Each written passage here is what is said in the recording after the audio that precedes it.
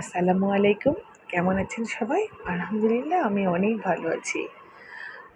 তো আজকে আমি ছোলার ডাল দিয়ে ডিম রান্না করব। এই যে আমার উপকরণগুলো একটু দেখিয়ে দিলাম এক ঝলক। তো আমি প্রথমে কড়াইতে সাদা তেল দিয়ে দিয়েছি ২ টেবিল চামচের মতো।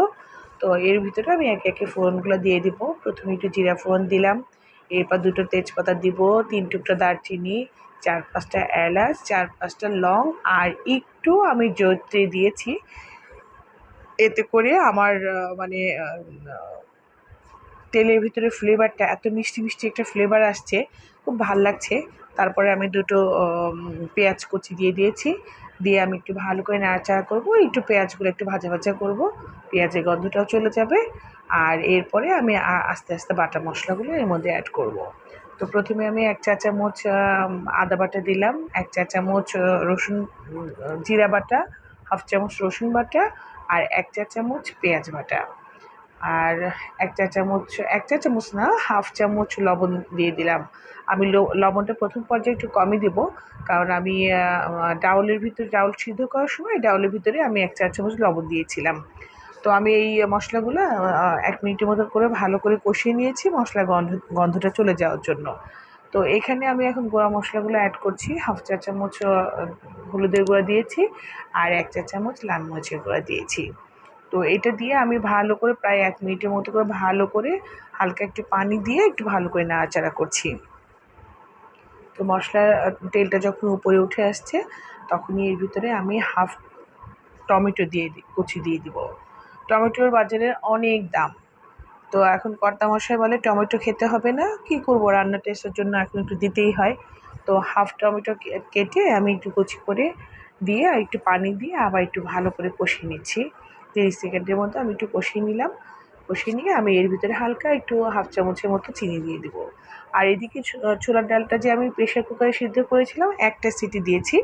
তো ওর ভিতরে আমি কয়েক টুকরা রসুন দিয়েছি, ২ টা পেঁয়াজ দিয়েছি আর ৭-৮ টা কাঁচামরিচ দিয়েছি। আর একটু লবণও দিয়েছি ১ চামচের মতো দিয়ে আমি ডালটাকে সিদ্ধ করে রেখেছিলাম।